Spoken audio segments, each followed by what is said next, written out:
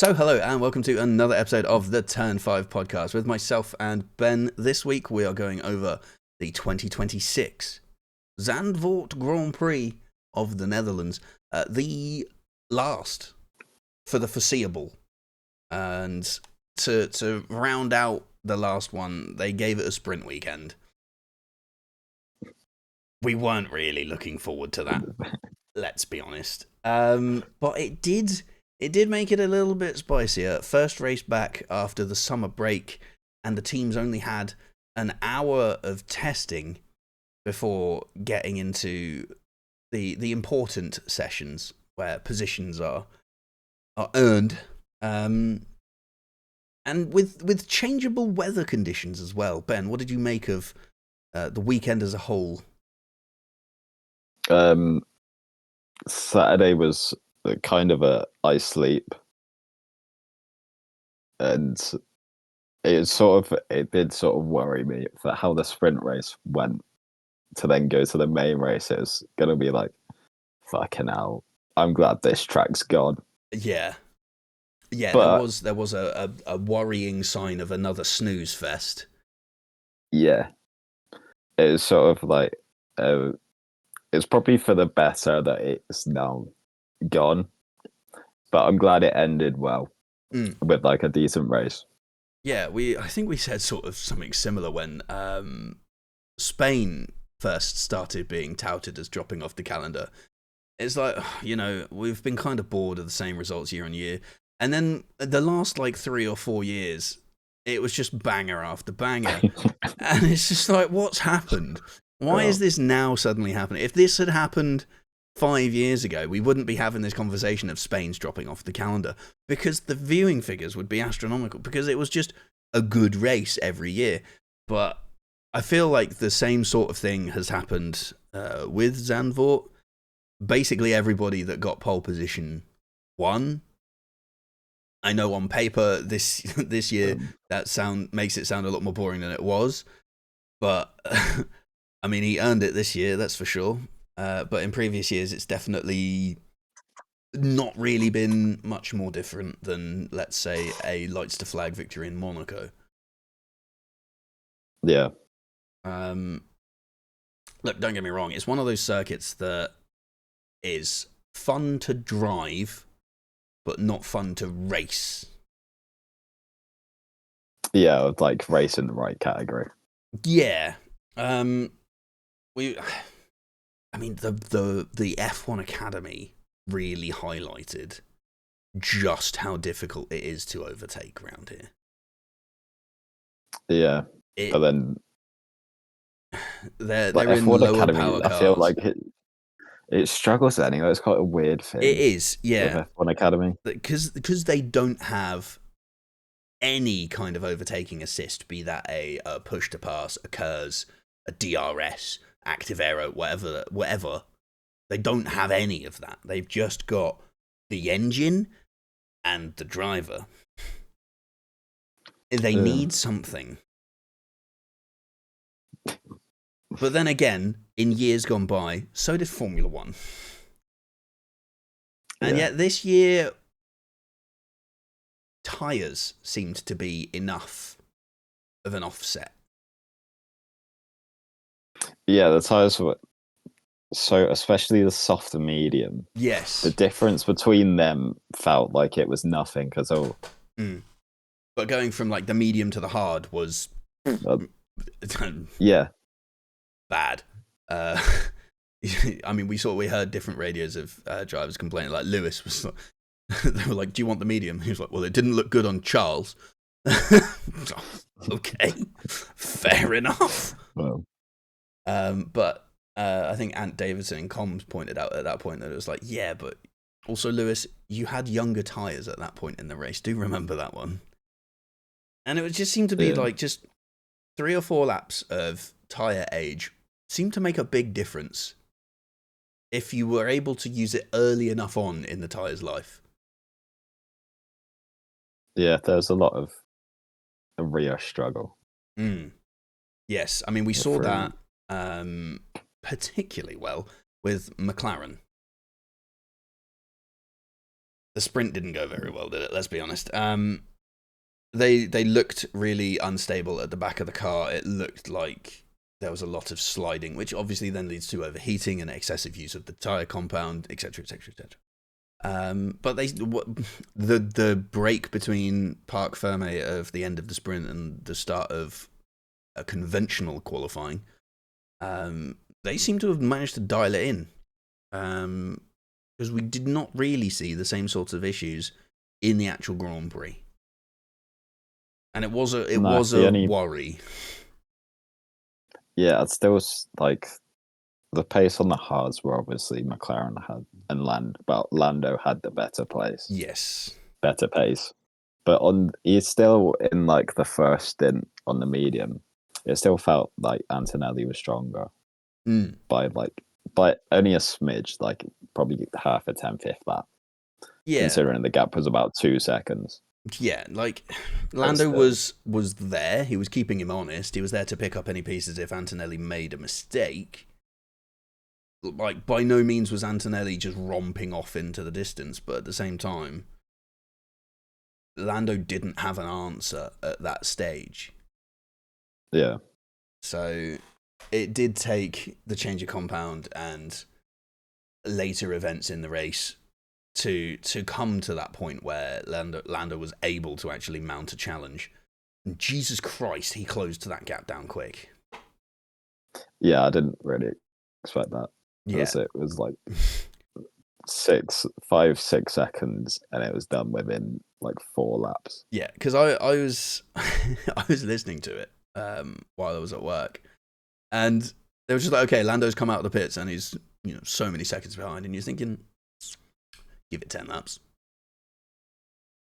It just wasn't. It just literally just marched up to the back of Antonelli and went, I'll have that position, please. Yeah. Nice. And yeah, in the end, he said the decisive move to go around the outside at turn 1 was what won him the Grand Prix. And yeah, probably. Yeah,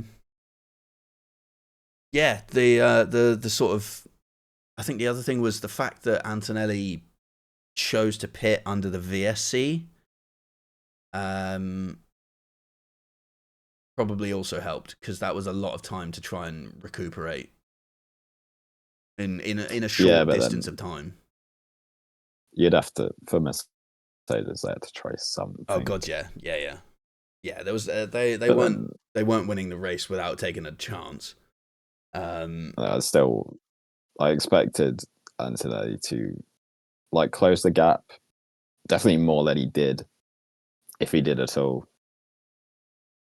See, that's the thing. He was catching George, but Lando was pulling away from George. The actual gap between Lando and Antonelli wasn't really changing that much, which is incredible on really old, hard tyres. Yeah, and then it caused the stir with the Mercedes strategy. George Russell, how is your championship challenge? It was bad. It was really bad. I love the dichotomy of George Russell, right? So on the team radio during the race, he said, "Nice guys, you've just cost us a double podium." And then after the race, he's like, "Yeah, I mean, Kimi deserved to finish in front because he was in front before the VSC anyway." Somebody's had some media training. Somebody's been told what to say.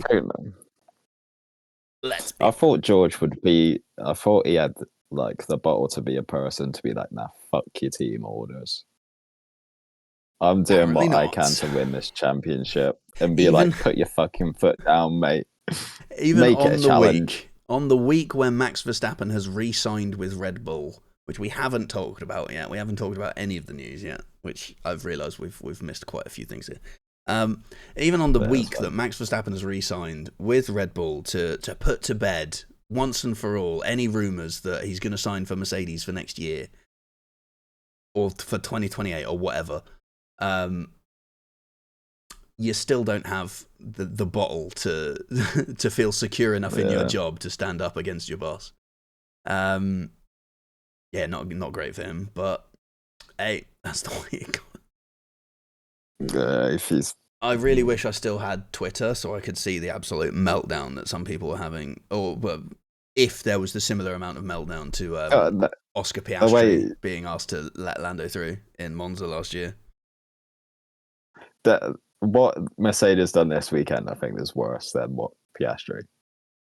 Yeah, Because like they gave Lando, obviously they gave Piastri the undercut when Yeah. technically Lando should have had it, yeah. and at least It's Kimi's So, decision like- at the end of the day to go for it, right? And he's taken that and he's ended up behind his teammate. So earn it. it's the fact, yeah, and the fact that they let Kimi pass because he's fighting for the win No, he's to then gain fucking nothing on Lando. Yeah, I mean, at least when you let Lando through, he won the. I suppose he was already out in front at that point. Doesn't track, but Yeah, anyway, but like you'd be able to see, like you could see him gain. Like there was what a 2-3 second gap to George at the end of the safety car, and you'd expect Antonelli to get within like a second within a lap or two, considering George is on older hards, Antonelli's on softs that are new. You expect him to fly up to him. That doesn't happen. It takes him like 4 or 5 laps just to get there. and there's only like what 20 odd laps left of the Grand Prix at this point. There's like between 10 and 20. The gap's still 30, like 12 seconds. He's basically has to gain about a second a lap, which they could be able to see that it's not happening. Yeah. So they basically just told George to go and do one So they told George to get the fuck out of the way. for no reason. Yeah. And they've only just, like, it basically just gave Lewis a chance of a podium. Yeah. That's all they done. Yeah, pretty much. But The only other thing maybe is the fact that they didn't want Antonelli and George to fight, because then the that risk could of have losing it all. made Yeah. Lewis and Charles catch up to them. Yeah. We'll But never like, know. They're fighting for a championship. Not anymore. He's not. He's done. So McLaren, Even though he's now Mercedes, second in the and championship. Ferrari. Yeah, it's only Red Bull are the only team with a clear- smart brain with strategy. It's just like just let Max fucking race. Although that's just because he's 6 years ahead of his teammate all the time. Yeah. Well, to be fair, Lawson did all right.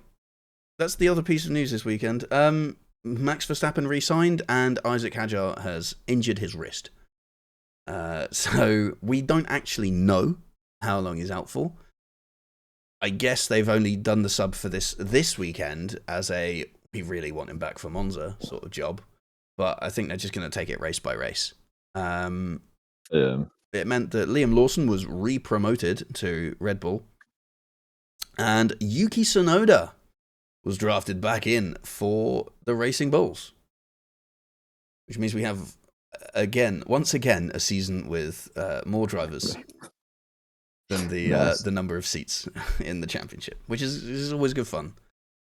We need to go back in like the last sort of 5 years and find out how many seasons there were with more drivers than seats, and then look at like the last 20 years before that and see how the average has just shot through the roof. Yeah, I think definitely from like COVID 2020, from then onwards. Because obviously with like every year, COVID, you had Lewis Hamilton falling sick, George Russell getting promoted, and then Jack Aitken stepping in. And he had like Pietro Fittipaldi. Yeah. Jack Doohan filled in for a race as well, didn't he? Because Esteban Ocon got given the boot early. Yeah. And you had all of that sort of shit going on. And then, but just years before that, we just didn't have it. Like, when was the last time you remember a driver being injured and missing a race? Schumacher. Exactly. I wasn't. I mean, I wasn't alive when that happened, but yeah. And wait, was that before or after Massa? That was Schumacher's way before. Schumacher's a 98, wasn't it? Yeah, I was going to say, because we've had like Felipe Massa in the 2000s. Yeah, Massa in 09. That would have been smarter for me to say, considering I was alive at that point. Yeah, and it's your favourite Drivers' Championship winning season. Yeah. Oh, yeah. Yeah. That's at the point where Braun started to like do fuck all. Zero upgrades. That's why you don't remember it, because they couldn't do anything, because they'd I run don't out of money. remember.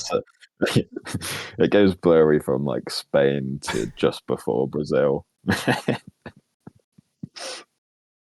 Right. Yeah. So we had Liam Lawson in the Red Bull and Tsunoda in the Racing Romain Bulls. Grosjean. Oh yeah, true. Yeah, that's a good point actually. Yeah, the hand. Yeah. For a minute, I thought you were talking about his like race suspension from like 2012. Yeah. I don't know. Oh yeah. Oh. So I think in like the 10s we had just drivers getting banned from racing. Yeah, we had banned the 20s at illness. Yeah, I think Lawson did all right this weekend. You know, he done his job. Yeah, I feel like he got a bit unfortunate with the penalty he got. It was yellow flag infringement, I think, towards the end of the race, or is it VSC infringement? One or the other. And I think he ended up with 10-second time penalty. Not 100% on that. Yeah, because Harry Benjamin really helpfully on the commentating. Now I know he's commentating on TV and it therefore showed up on a graphic at the top of the screen, but as someone who listens to the TV commentary while being unable to look at the screen, him saying he's been given a time penalty and proceeding to move on without stating the length of said time penalty was quite annoying. Do you know what I hear to say to that? What? Listen to the radio version. Yeah, probably. God forbid I wanted to listen to the Sky Sports coverage because I've paid for it, so I will listen to it. Oh. But yeah, so I can't actually remember what time penalty you got because I can't. I never actually found out. I think it was 10. I don't. I guess it was 10. I don't think it affected him because Hulkenberg. I think he lost one. Behind him was lapped. I think he lost one position. I think. What? So he was 8th. Yeah, because he was running in 7th. Yeah. Oh, he finished 7th. Yeah. Oh, nice. Okay, then no, it didn't affect him.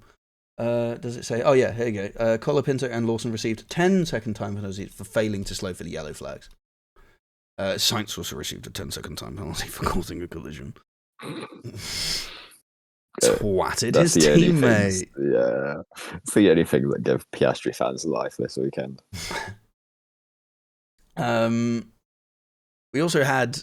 Oh, Colapinto has not had a good weekend then, has he? Because he also got a drive-through along with Arvid Lindblad for. Was that safety car or red flag? Overtaking in a yellow flag. Yes. Yeah. I don't know how Esteban Ocon got away with that on Alex Albon. Wow. Okay. He broke down during the race. By the letter of the law, Ocon was correct. In the spirit of the sport, I don't think Ocon was in the right here. But we aren't here to police the spirit. We're here to go by the letter of the law. So I guess that's why Ocon got away with it. It's like cricket. Yeah. It's not in the spirit of the sport. No, exactly. Well, yeah, some things it's hard to like verbalize and quantify in like a rigid way, isn't it? Like it's easy enough to say, yes, you can overtake once you've passed a green light panel. But it's harder to say, but if you're coming out of a yellow flag zone and you're absolutely gunning it before you've reached the green one, and then you overtake him 3 millimeters after you've passed the green flag, it's not very good, is it? You know? It's one of those ones. Yeah. So I don't know if he's done like anything that's you could say is within the spirit of the sport.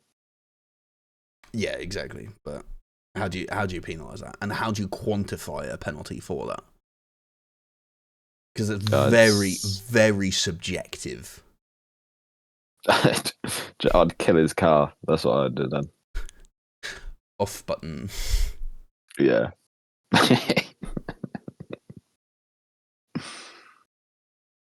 But there we have it. What else do we have?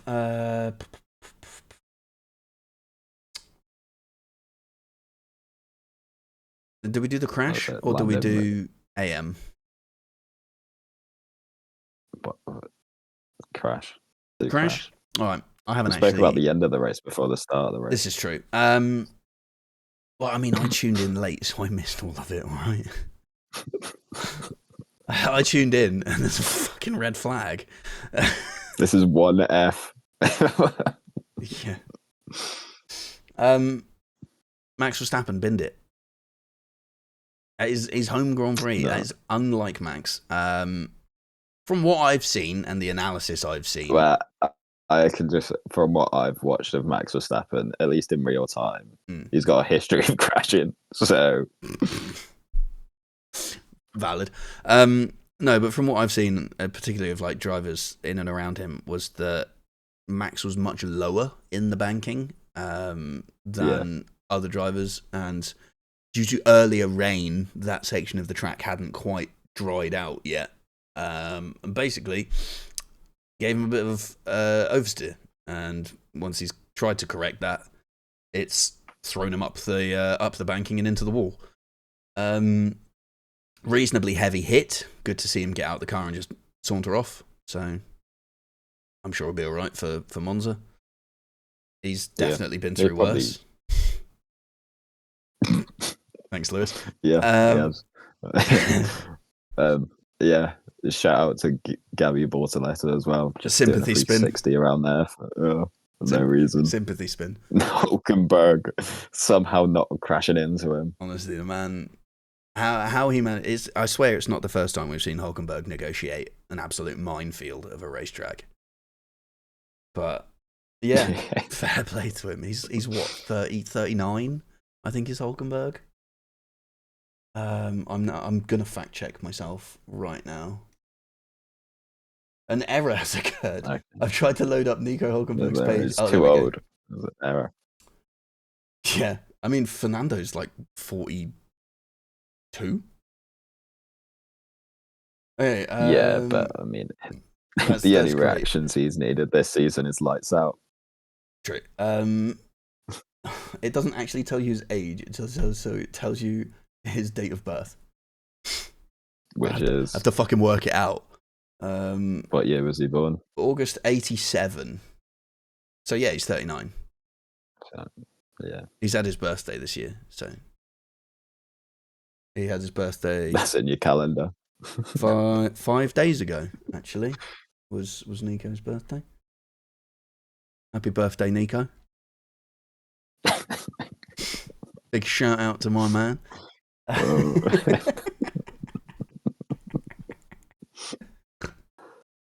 Oh god. What other news did we have? Lando winning, I suppose. Lando winning. Some people are saying that it's his best ever overtake. I don't think it's his best ever overtake. Taking it a bit too far. I think it's a really strong drive from him. I think it's one of his best races. Overtake? Yeah, still it's. It was a very important overtake. I think it's one of his most important overtakes. I don't know if it's one of his best. It was definitely good. Also, it was probably his best drive of this year. Oh God, easily. But I still don't know if it's his. I don't know if it's his best drive ever. I'd say it's up there, but I wouldn't say it is.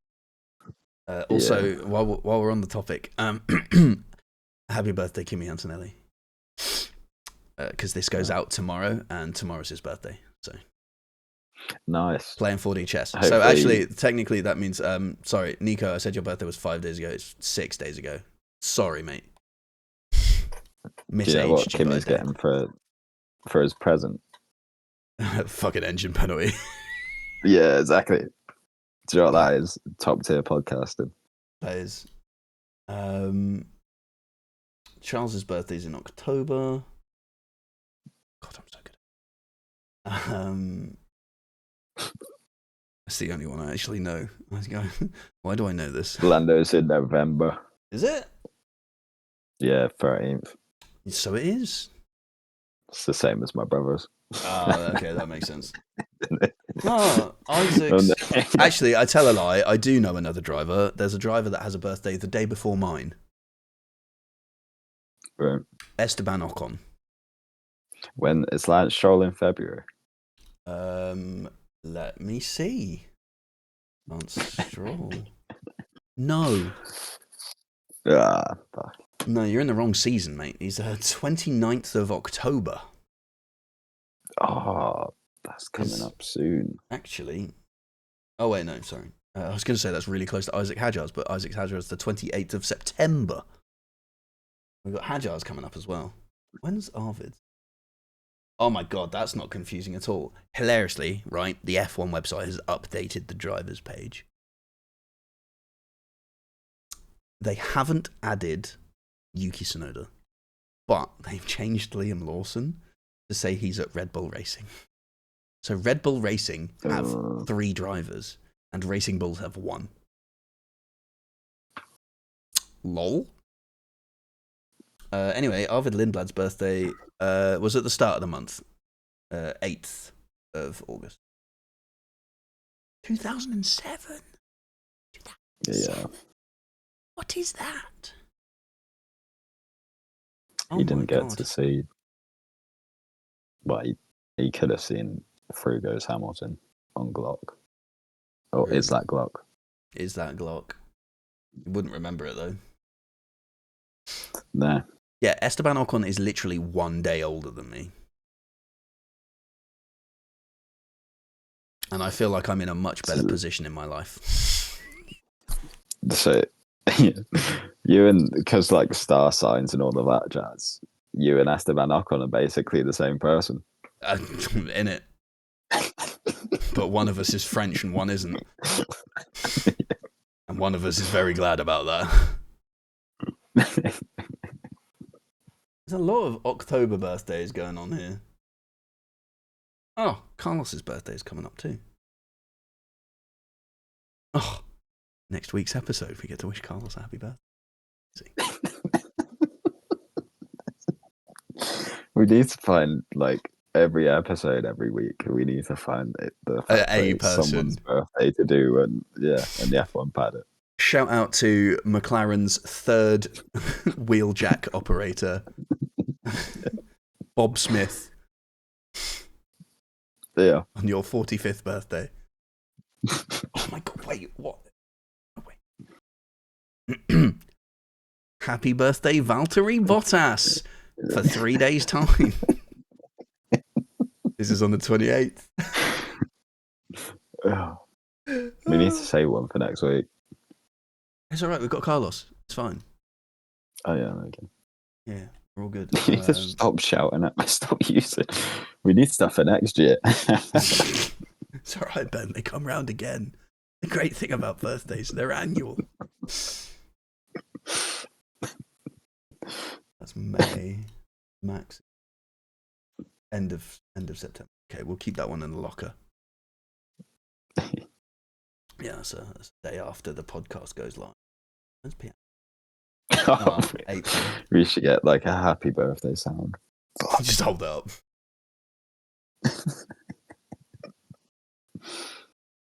Okay, right. I think that's good. When's George's? Good, we've missed it.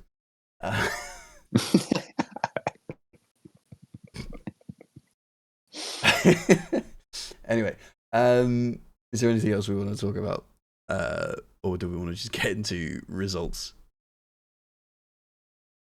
I don't know what, I feel like we've missed a bit of news, but I don't know what it is. Do you want me to have a quick look at the so Kimmy got an engine penalty. Kimmy is reported to get an engine penalty, but We're not sure yet. I think Toto confirmed it. Oh, did he? I think so.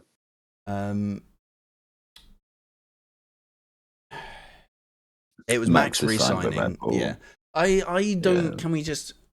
I don't like the way people are reporting this because it's wrong.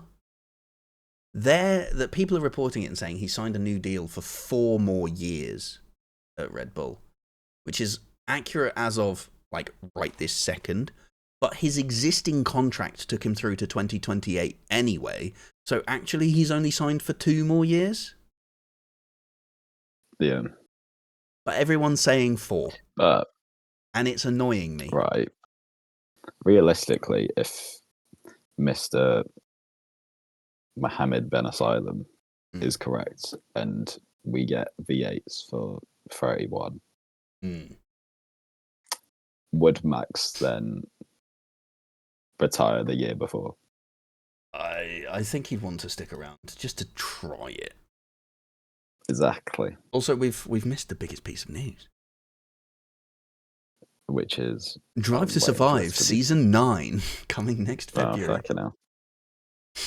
Actually, it just says coming 2027. It doesn't say February, so sorry, I've jumped the gun. Shit, Netflix are going to get me. But yeah, Drive to Survive has been confirmed for Season 9 in a shock to no one. I think. Yeah, breaking news. Tsunoda has had a really good weekend and therefore put himself back on the radar of a few teams, I think. I know. Oh, didn't both the Williams drivers, haven't they both recently signed contracts? Yeah, they did. There we go. I think James might have regretted that now. Mm-hmm. What else was there? I don't think there was too much. Yeah, I don't think there was that much going on.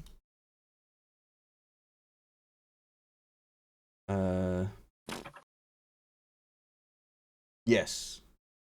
That was like 6 days ago, so that was just after we'd done it, is that Albon confirmed he'll remain with the team for next year. Whereas Carlos has signed a multi-year deal, has he not? I don't know what Carlos signed. I think that was... Yes, Sainz agrees a new contract with Williams. Here we go. Why has it put me immediately to the bottom of the article? That's not helpful. Okay, so... Yeah, he's agreed a new multi-year contract, so we don't actually know how long the contract is, but that at least takes him through to 28, I guess. So... Yeah. Either they've wadded up some fat cash to keep him around, or that B-Spec car is the Mutt's nuts. Because I honestly don't see a reason for Carlos to stick around otherwise. Where else would he go? Haas. I'm pretty confident they're just going to drop Ocon.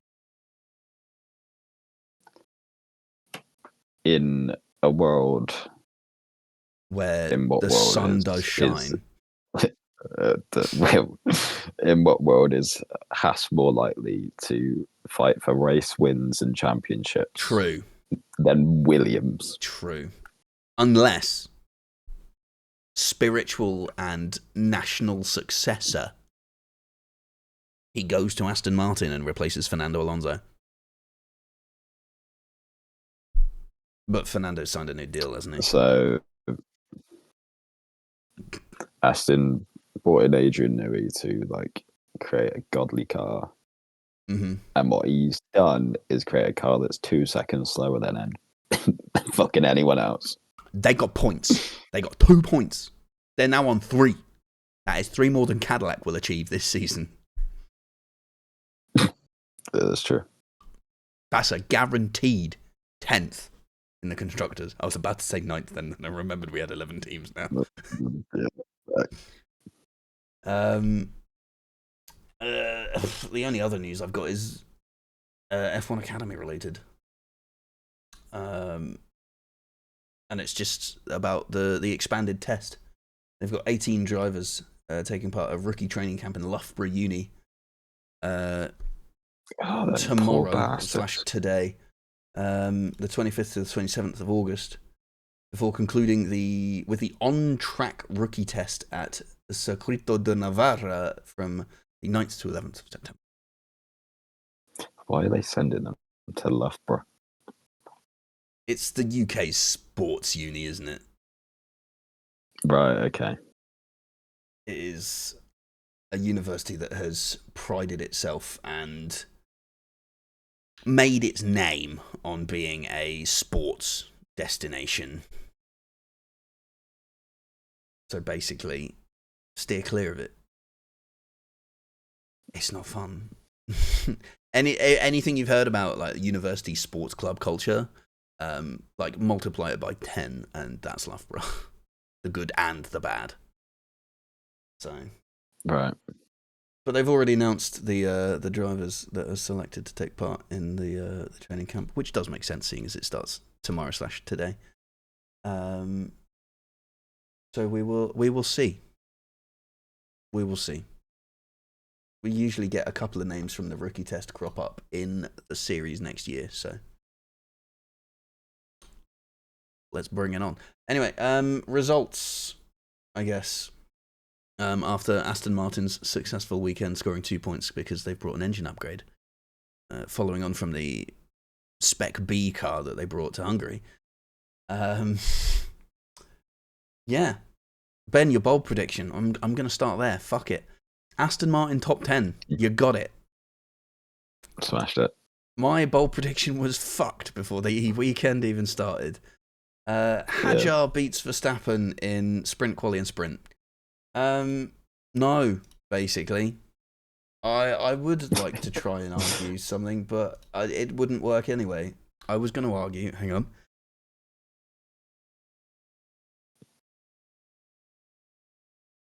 I have a mute button now, so I can sneeze in peace. Oh, nice. It's great. I was going to try and argue that, you know, when somebody steps out, it's the car that we do it on. But Lawson didn't beat him in sprint quali and sprint, so I'd more likely use the fact that Hadjar technically didn't lose any points to Verstappen this weekend. So yeah, but that doesn't mean he didn't beat him either. It's null and void. Because I specifically said the sprint quali and the sprint. In which case, Verstappen finished both of them. Yeah. And then Chris, an absolute blinder. We got his in late, but early enough that it was before the weekend, so we'll let him off. Verstappen to crash out of the race. Unreal shout. Crazy work. Cheers, Chris. Yeah. Continuing on with the side games, Lap Down Showdown. That's right, I've reduced these to side games because I don't track the scores across multiple weeks. Lap Down Showdown, we had a stinker as a collective.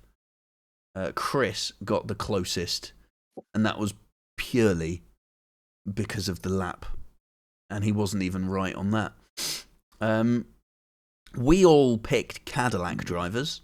I went for Perez, and you two went for Bottas. It was Franco Colapinto because he served his drive-through. Was that? Yeah, that was because he served his drive-through at that point. Yes, that put him to the back. Anyway, he got lapped for the first time on lap 29. I said 15. Ben, you said 21, and Chris said 27. So he was closest. And he finished 2 laps down, which nobody got. I said DNF. Ben, you said 3, and Chris said 1. So even Stevens on you two, and I was wrong. But I needed to manifest something, so who can blame me? Ben, if you'd be so kind.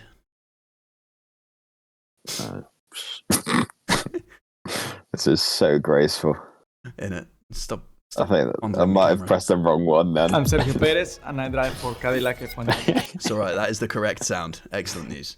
The Perez position prediction bumper edition, because it's a sprint quali weekend. We've only got one more of these for the year, I think. What, sprint? Yeah. Thank God for that. No, there's got to be more, surely. I think there's only one more.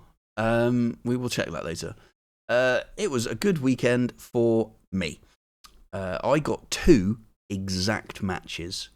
Ben, you and Chris got 1, and Chris got the closest on the other session. So, Ben, you and Chris both got the sprint quali position exactly correct. You guessed 21st, and that is where he finished. I got the sprint position exactly correct. Oh shit, wait. Ben, so did you. I'm blind. Right, great.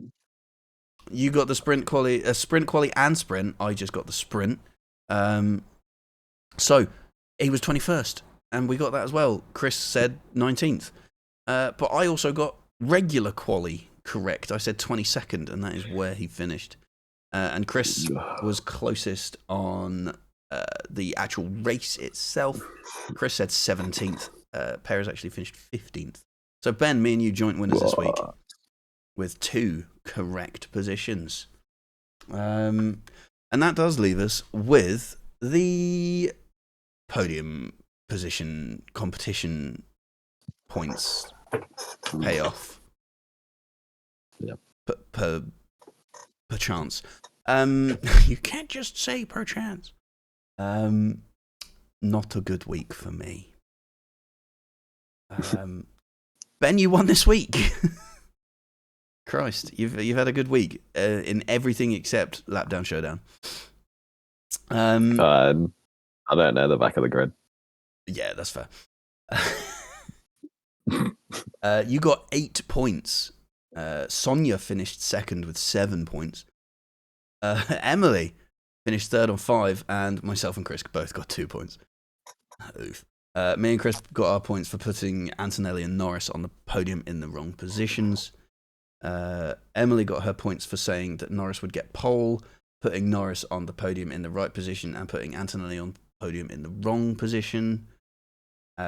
Sonia got her points for Norris pole and Norris and Antonelli on the podium in the right places. And Ben, you got your points for correctly guessing that George would win the sprint, that Norris would get pole, and that Norris and Antonelli would be 1 and 2. So there we have it. Who'd have thought that? In it. We did have some support series action with us this weekend, so we'll just rattle that one off. It was the F1 Academy, which we've alluded to earlier in the podcast. The racing was challenging. And I think, honestly, it's just owing to the nature of the car. Though we had a good couple of performances across the weekend, which I will touch on. Anyway, qualifying to start us off. Alicia Parmovsky, the championship leader, I think. Christ, going into the weekend. I need to check myself on that. I think she was leading the championship going into the weekend. Yes, she was.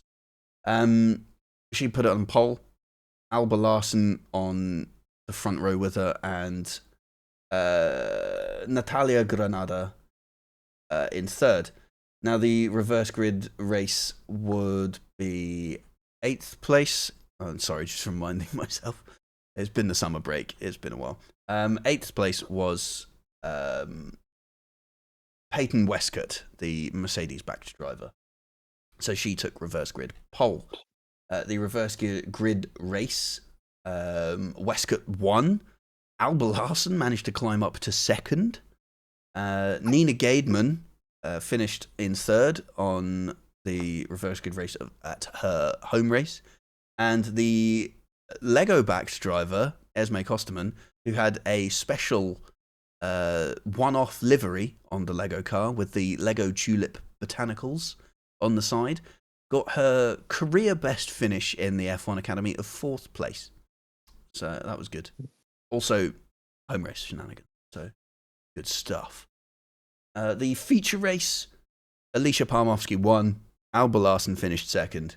Nina Gaidman finished third. So, double podiums for both Alba Larson and Nina Gaidman. Was a frustrating drive, I feel like, for Alba Larson, because she spent pretty much the first half of the race stuck right behind Alicia Parmovsky.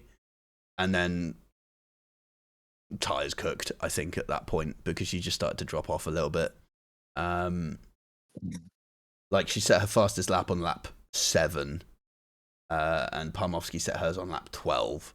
So yeah, there was definite to and fro throughout the race, throughout the lap.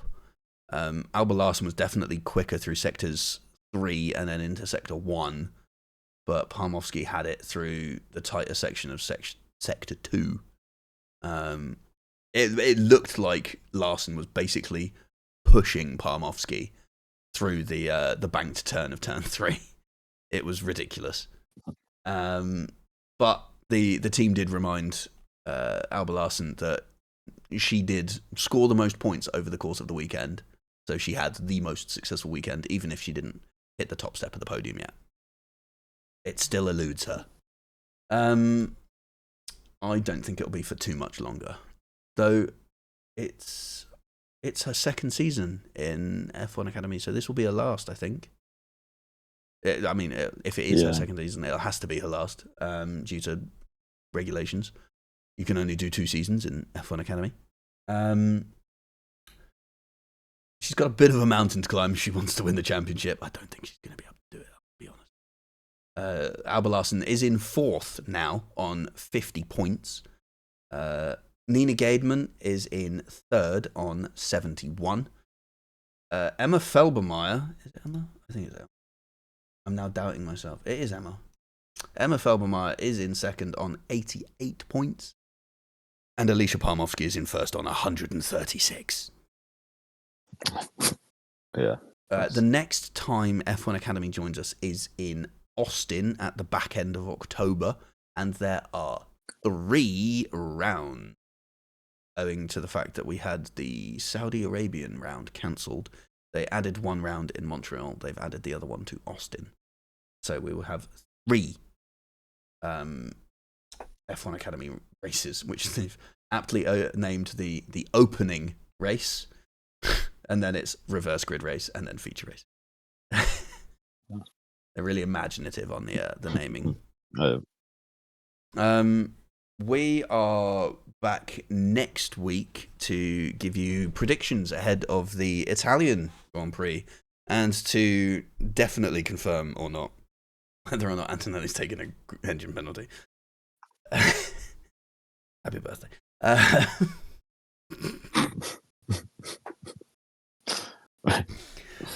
Fucking hell. We will see you next time.